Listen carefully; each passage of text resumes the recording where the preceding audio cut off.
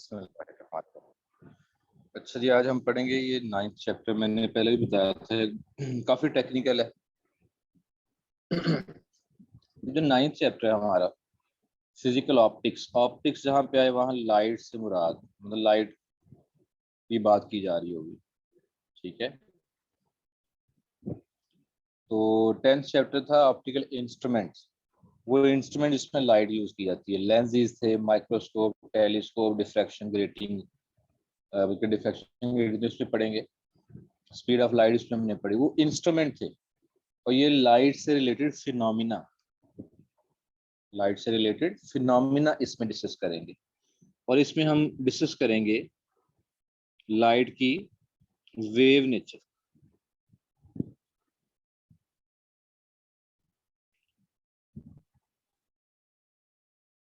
We will study the different phenomena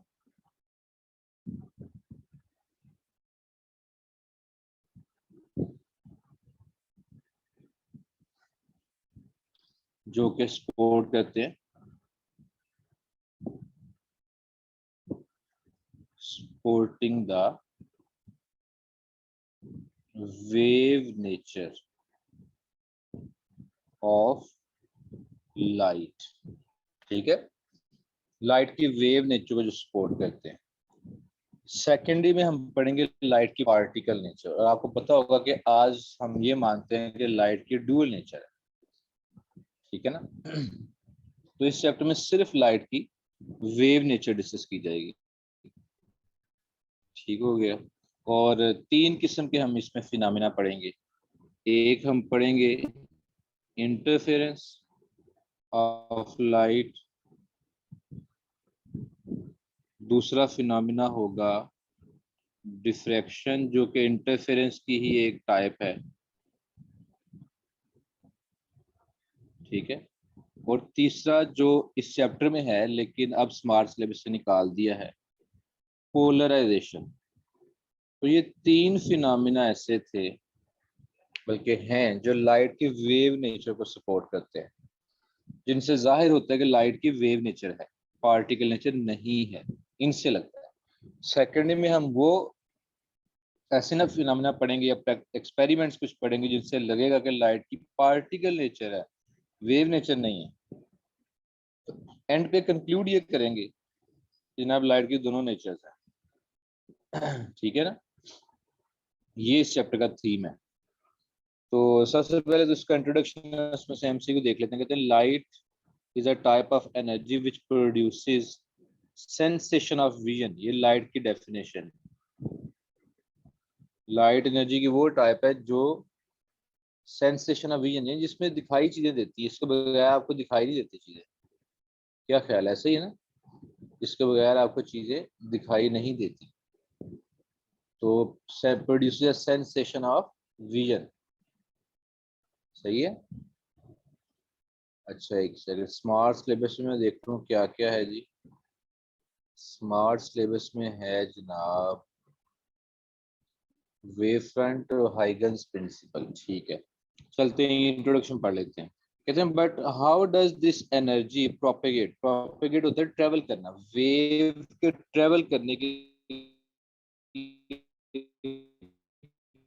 propagate का word इस्तेमाल करते हैं।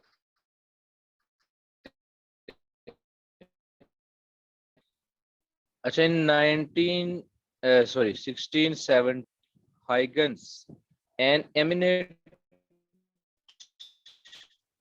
eminent Dutch scientist, हॉलैंड का रहने वाला, proposed that, उसने ये आइडिया दिया कि light energy from luminous source travels in space as waves.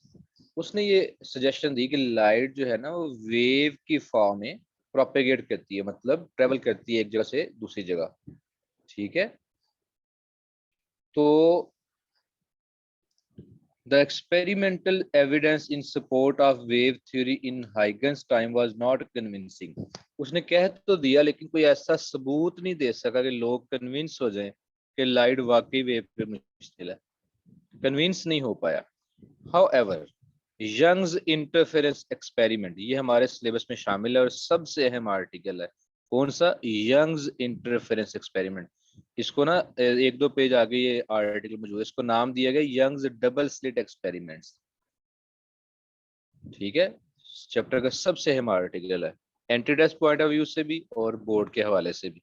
इसके लेक्चर्स जो है मैं रिकॉर्ड करके आपको दूंगा ताकि आप बार बार देख सकें।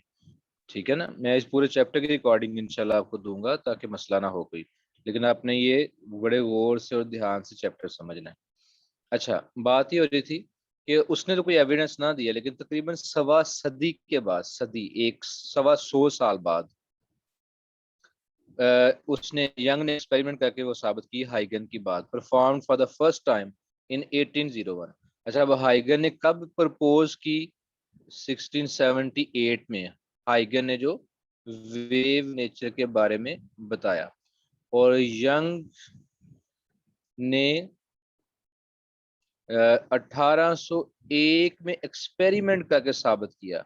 अब इन दोनों के दरमियान जो डिफरेंस है वो 123 साल का है, यानी जो बात हाइगन ने कही 123 साल के बाद उसको माना गया, क्योंकि तजर्बे से साबित कर दिया एक बंदे ने, जो हाइगन यंग्स डबल स्लिट एक्सपेरिमेंट है वहां से।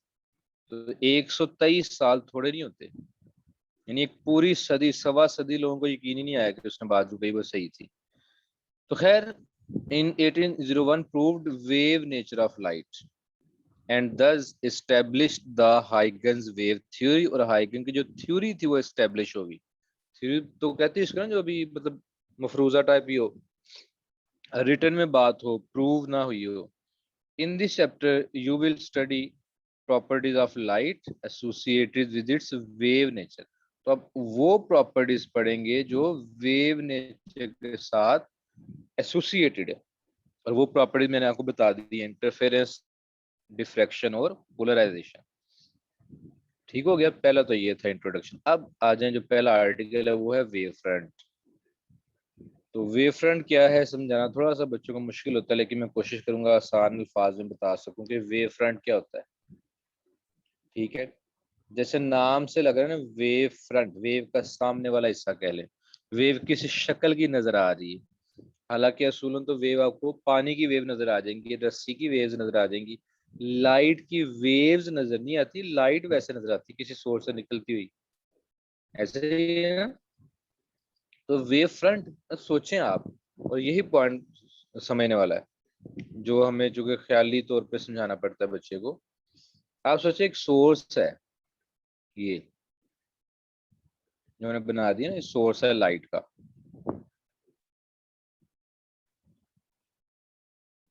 ये सोर्स कर लेते ना, मुझे बताएं, इससे लाइट निकल रही होगी डेफिनेटली, ऐसा ही है। तो वो जो लाइट वेव्स निकलती होंगी इससे, वो दाएं तरफ जा रही हैं, बाएं तरफ जा रही होंगी, ऊपर जा रही होंगी, नीचे जा रही होंगी, बाहर की तरफ आ रही होंगी, यानी आपकी तरफ स्क्रीन को देख रहे हैं ना, तो जिसको हम कहते हैं आउट ऑफ द स्क्रीन, आपके मोबाइल की स्क्रीन के आउटवर्ड, या into the screen of the mobile या लैपटॉप, जो भी आपने पकड़ा हुआ है। किस तरफ? सोचे आपने एक रस्सी के साथ बल्ब लटका, छत से रस्सी लटका के बल्ब एक बांधी है कमरे के बिल्कुल सेंटर में, वो लटक रहा है, तो उससे लाइट किधर जाएगी? दाएं बाएं, आगे पीछे, ऊपर नीचे, ये 6 सिमतें बन गई, दाएं बाएं, आगे पीछे, ऊपर नीचे। किस तरफ वेव जाएंगी? हर तरफ। अगर सिर्फ एक तरफ जाती ना, जैसे कि दाएं तरफ जाती, तो हम कहते हैं लाइन, इसकी फैलने की शेप है लीनियर। ठीक है, पर चूंकि ये हर तरफ फैल रही हैं तो इसको हम बोलेंगे स्फेरिकल। सर्कुलर भी नहीं, सर्कुलर भी अगर होता ना, सर्कुलर, क्योंकि हम तो बुक पे सर्कल ही बना सकते हैं, सफियर ड्रॉ नहीं कर सकते। सफियर 3 डायमेंशनल होता है, और हमारे पास जो पेज है, बुक है, या मेरे पास जो टैब है जिसमें ये बना रहा हूँ, वो 2 डायमेंशनल है, तो मैं सफियर ड्रॉ नहीं कर सकता। तो अगर मैं सर्कल बनाऊं तो सर्कल भी देखते हैं 2 डायमेंशन ही हुई ना। सोचें एक बल्ब लटका है, उससे जो वेव है वो सर्कल की फॉर्म में थोड़ी निकल रही है, गोल दायरा। हर तरफ निकले, हर तरफ अगर बनाए ना, हर तरफ गोल शेप बनाए तो स्फीयर होता है, जैसे फुटबॉल है। तो जी ये जो शेप है, किस शेप में लाइट निकल रही है, इसको कहते हैं वेव फ्रंट। ठीक है, तो वेव फ्रंट, ये जनाब वेव फ्रंट है। अब बुक में इसको प्रॉपर डिफाइन कैसे किया है, साइंटिफिकली जो डिफाइन करते हैं, टेक्निकली वो क्या है, वो समझने वाली बात है। उसके लिए मैं जरा ये ओपन कर लूं जिस पे आपको समझाना है। अच्छा जी, चैप्टर 9। तो ये फर्ज कर लें सोर्स है। अब वो से आपने बात समझनी है। पता नहीं किसी और चैप्टर में, मेरा ख्याल है 8वें चैप्टर में शायद मैं बता चुका हूँ कि जो वेव होती है ना, वेव, ये वेव, इसके जो डिफरेंट पॉइंट्स हैं,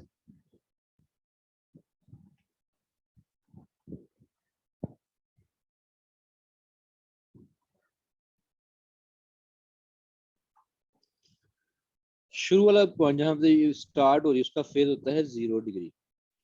जो पॉजिटिव पीक वैल्यू होती है इसका फेज होता है 90 डिग्री। ये जो पॉइंट है इसका फेज होगा 180 डिग्री। लोअर पॉइंट का फेज है 270 डिग्री। और जहां वेव कंप्लीट हो रही है उसका फेज है 360 डिग्री। ये बात मेरे ख्याल 7th चैप्टर में भी आपको मैं बता चुका हूँ। ये फेज आपने याद रखने, पॉजिटिव पीक का 90, उसके बाद जहां ये मीन पोजीशन से गुजर रही है वेव 180, नेगेटिव पीक का 270 और आगे 360। ठीक हो गई ये बात। अब आ जाए कि वेव फ्रंट है। तो जी जो सोर्स था, इससे एक वेव जा रही है इस साइड पे, ये एक वेव जा रही है इस साइड पे, एक वेव जा रही है इस साइड पे, और एक वेव जा रही है ऊपर। ये मुझे बताएं, जहां पे ये वेव एंड हो रही है, ये वाली जो दाएं तरफ जा रही है, इसका फेज कितना होगा? जहां वेव खत्म हो रही है 360। ये वेव जहां पे खत्म हो रही है 360, ये वेव जहां पे एंड हो रही है 360, और ये वाली वेव 360। ये मैंने ऐसे पॉइंट्स बनाए हैं जिन सब का जो सब वेव के एंड पॉइंट्स हैं, जहां वेव का फेज क्या है, सेम। अगर मैं इन सारे पॉइंट्स को आपस में मिला दूं इस तरह करके, थोड़ी छोटी होगी इस तरह, तो ये जो सरफेस बनी, ये जो स्फीयर सा बनेगा ये वाला, जिस पे तमाम पॉइंट्स का फेज क्या है, सेम। क्योंकि ये वाला पॉइंट भी 360 डिग्री, इस पॉइंट का फेज भी 360, यहाँ का भी फेज 360 डिग्री, और निचले पॉइंट का भी फेज 360 डिग्री। तो ये जो सरफेस है इसको क्या बोलते हैं, ये वेव फ्रंट है। A surface on which all the points have same phase of vibration। Book में देखते हैं डेफिनेशन कहाँ पे। Such a surface, such a surface on which all the points have the same phase of vibration is known as a wave front। ठीक है, जैसे कह रहा है every point on the surface of this wave will be set into vibration by waves reaching there। Wave इसमें vibrate, wave क्या है, particles की वाइब्रेशन का नाम। ठीक है, तो in other words all the points on the surface of the sphere will have the same phase। एक तो ये बात होगी। अगली बात सुने। अच्छा, कोई पूछे वेव्स किधर जा रही हैं, तो डायरेक्शन शो करने के लिए मैं बोलूंगा ये दाएं तरफ भी जा रही हैं, ये ऊपर भी जा रही हैं, ये नीचे भी जा रही हैं, और ये लेफ्ट पे भी जा रही हैं। ऊपर नीचे हमारे टेढ़े ही हो गए। ये ठीक है, ये जो मैंने लाइंस बनाई हैं क्या शो कर रही हैं, ये लाइन 1 2 3 4 क्या शो कर रही है कि वेव किधर जा रही, किधर जा रही, मतलब डायरेक्शन, डायरेक्शन ऑफ मोशन की बजाय कहते हैं प्रोपेगेशन। वेव की मूवमेंट के लिए मोशन की बजाय प्रोपेगेशन का वर्ड यूज करते हैं। डायरेक्शन ऑफ प्रोपेगेशन को शो कर रही है ये लाइंस, इनको पता क्या बोलते हैं, रेज ऑफ लाइट, क्या बोलते हैं, रेज ऑफ लाइट, ऐसी लाइनें जो लाइट की प्रोपेगेशन की डायरेक्शन को शो करें। और ये वेव फ्रंट वो जो रेड कलर का सफियर बनाया उसके कितने एंगल पे है, गौर करो जरा, ये वेव फ्रंट था उसके एंगल 90 पे। ये जो रे 2 है ये अब उस वेव फ्रंट के इस पार्ट के 90 पे। ये जो वेव रे 1 है ये रेड कलर के वेव फ्रंट सफियर के इस हिस्से के परपेंडिकुलर है। जो नीचे वाली है रे ये इस सफियर के इस हिस्से के परपेंडिकुलर है। ठीक है, तो रे की एक प्रॉपर्टी ये भी होती है कि ये वेव फ्रंट के परपेंडिकुलर होती है, normal to the wave front. Normal मतलब परपेंडिकुलर, यहाँ कहीं नीचे डेफिनेशन लिखी होगी। ये अ लाइन शो क्या करे, showing the direction of propagation of light is called a ray of light. ये आपका शॉर्ट, ठीक है। ये जो ऊपर वाली सफेद ये भी शॉर्ट क्वेश्चन है, ज्यादा शॉर्ट क्वेश्चन आ सकता है ये वाला, वेव फ्रंट की डेफिनेशन। इतनी बात समझ आई। रे यहाँ पता है लाइट रेज आ रही हैं, तो उस लाइट रेज से मुराद किस डायरेक्शन में आ रही है, वो लाइन बना दें डायरेक्शन शो करने वाली। जैसे मैं आपसे पूछूं, आप अगर मेरे सामने पूछूं आपका घर किधर है, तो आप हाथ के इशारे से बताएंगे उधर, हाथ से, हालांकि जाएंगे आप बिल्कुल सीधा नहीं, गलियां होंगी, मुड़ेंगे दाएं बाएं आगे पीछे, रोड्स आपके जहां आप खड़े वहां से सीधा घर थोड़ी जाएंगे, थोड़ा बहुत मुड़ना पड़ेगा, लेकिन आप डायरेक्शन शो करेंगे वो सीधा उधर है मेरा घर। ठीक है ना, तो वो जो डायरेक्शन शो करने वाली लाइन है उसको क्या बोलते हैं, रे ऑफ लाइट। जैसे लाइट रेज है, सही है। एक और बात सुने, इसमें आखिरी पॉइंट और फिर टाइम भी होने वाला गालबन। अच्छा वो क्या, कोई सोर्स है, जैसे कि ये है लाइट का सोर्स, ठीक है। अच्छा अब इससे लाइट आ रही है और किस फॉर्म में, सफियर की फॉर्म, हर तरफ लाइट फैल रही है ये लाइट होगी, वेव्स बड़ी होती जाती है, फैलती है ना, जैसे पानी के तालाब में सेंटर में आप कोई पत्थर फेंके, जहां पत्थर पत्थर फेंका है वहां से वेव शुरू होगी पैदा होना और बड़ी होती जाएगी, और तालाब के बाहर किनारों की तरफ चलती जाएगी, ऐसे बड़ी होती जाएगी और इस तरह और ज्यादा फैलेगी ऐसे। ये जनाब, अब फर्ज कर लें कि जो अंदर है ये सोर्स वो सन है, सूरज, उससे ये वेव्स निकल रही हैं या वेव फ्रंट्स निकल रहे हैं, और हमारी जमीन जो है, सूरज थोड़ा बड़ा ना कर लें, लो जी सूरज सारा ही है, ठीक है ना, सूरज ये सारा है, ये पूरा, ठीक है। और हमारी अर्थ जो है वो यहाँ पे है इधर, ये अर्थ है, ठीक है। अब सूरज से जो लाइट वेव्स निकल रही थी वो स्फेरिकल वेव फ्रंट है, ठीक है।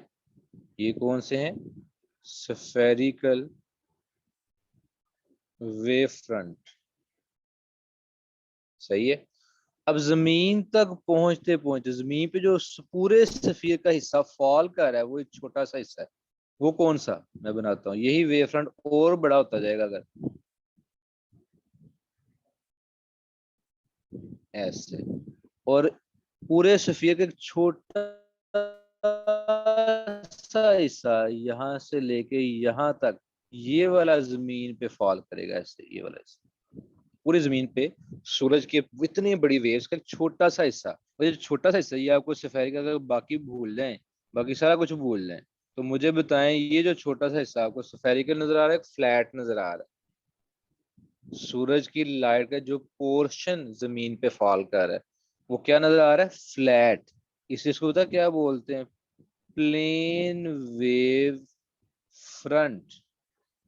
तो सूरज एमिट कौन से कर रहा है, स्फेरिकल वेव फ्रंट, पर जमीन तक पहुंचते पहुंचते वो हो क्या जाते हैं, फ्लैट। क्यों, क्योंकि देखें ये एक सर्कल है, मैं अक्सर कहता हूँ किसी भी सर्कल का बड़े सर्कल का छोटा सा हिस्सा अगर लिया जाए, किसी बड़े सर्कल का छोटा सा हिस्सा अगर लिया जाए तो वो आपको फ्लैट नजर आएगा। कैसे फ्लैट नजर आएगा? मैं जनाब क्या करने लगा हूं कि मिटा देता हूं बाकी का, छोटा सा हिस्सा लूंगा और बाकी मिटा दूंगा। ठीक है, ये मैंने मिटा दी।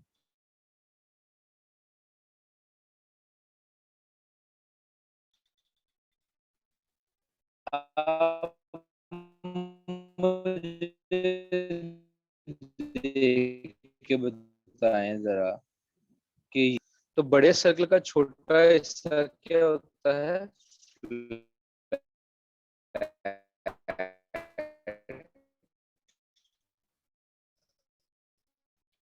ठीक है, अब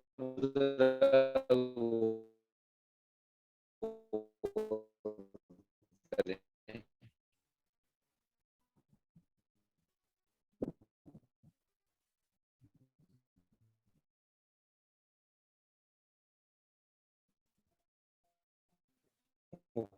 क्या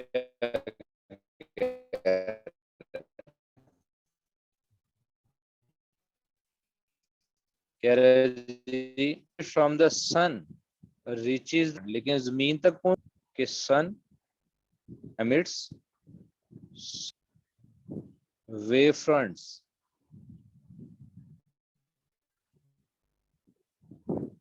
emitted from the sun are spherical। सूरज से जो एमिट हो रहे हैं वो स्फेरिकल है, लेकिन जमीन तक जो पहुंच रहे हैं वो कौन से हैं? Plane wave front. अच्छा, अब इसमें एक मसला ये है कि फिर स्फेरिकल वेव फ्रंट से प्लेन वेव फ्रंट तभी बन सकते हैं अगर सोर्स बहुत दूर हो। बहुत दूर होगा तो हम तक आते हैं तो उसके वेव फ्रंट बहुत बड़े होंगे ना, और बड़े वेव फ्रंट होंगे तो उसका छोटा सा हिस्सा प्लेन बनेगा।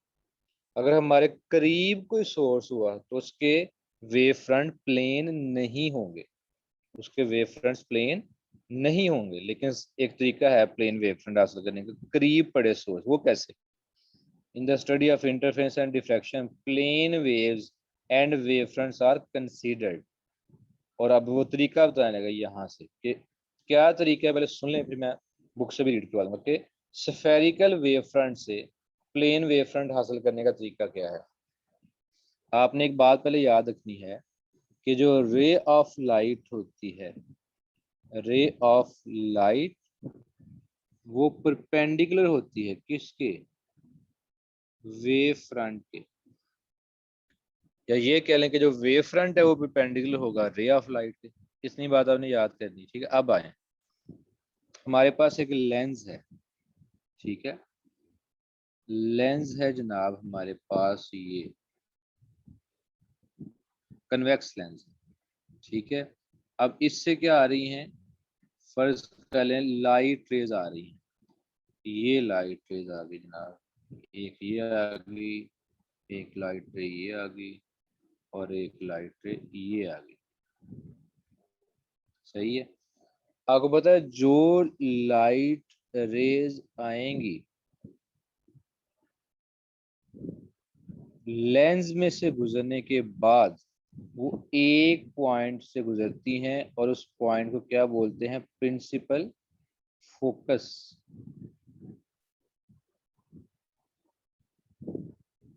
उस पॉइंट का नाम क्या होता है? Principal focus. ये वो फोकस पॉइंट।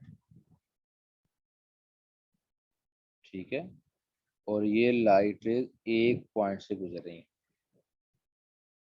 सही हो गया। इसका उल्टा करें, अगर तो पैरेलल आ रही हैं रे 1, 2 और 3 पैरेलल आ रही हैं तो वो एक पॉइंट पे फोकस हो जाएंगी। अब इसका उल्टा करें कि अगर रे इधर से आ रही हूं, मैं रेड कलर से बनाने लगा हूं, रे यहाँ पे सोर्स पड़ा होता है ये रेड कलर का, और रेज यहाँ से जा रही होती है, बाहर निकल रही होती है, तो वो बाद में जाके क्या हो जाती है? पैरेलल।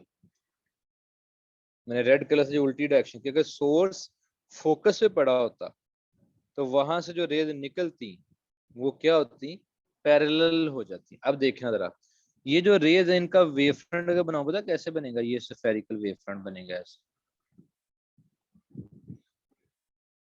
तो स्फेरिकल वेव फ्रंट था पहले, और जब रेज पैरेलल होगी अब वेव फ्रंट, नया वेव फ्रंट पता क्या बनेगा यहाँ पे। वेव फ्रंट हमेशा क्या होता है, रे के परपेंडिकुलर। ये रेज हैं, रे 1 2 3।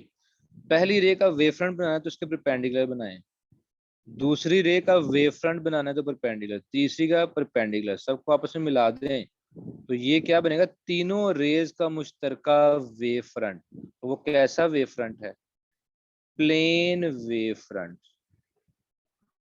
तो हमने स्फेरिकल वेव फ्रंट से क्या हासिल कर लिया, प्लेन वेव फ्रंट। कैसे, तरीका अगर क्या है कि जो सोर्स है, source should lie focus of a convex lens. फिर जो रेज आएंगी वो पैरेलल होंगी, पैरेलल रेज, और जो वेव फ्रंट बनेगा वो प्लेन वेव फ्रंट बन जाएगा। ये तरीका देखें बुक में कैसे लिखा है, ये शॉर्ट क्वेश्चन भी आ सकता है। कितना usual way to obtain a plane wave is to place a point source, एक छोटा सोर्स रखें of light at the focus of a convex lens. The rays coming out of the lens will constitute plane waves. जो raise होंगी ना, raise parallel होंगी आपस में, और जो वेव फ्रंट वो बनाएंगे वो प्लेन वेव फ्रंट या प्लेन वेव्स बनेंगी, जैसे मैंने डायग्राम में आपको दिखाया है। ठीक है, टाइम भी हो गया, मैंने लेक्चर रिकॉर्ड कर लिया, मैं इंशाल्लाह इसकी रिकॉर्डिंग आपको सेंड भी कर दूंगा। ठीक है, परेशान नहीं होना, और कोई क्वेश्चन हो तो आपने मुझसे कल पूछ लेना। ठीक है बेटा, आज के लिए इतना ही, अल्लाह हाफिज।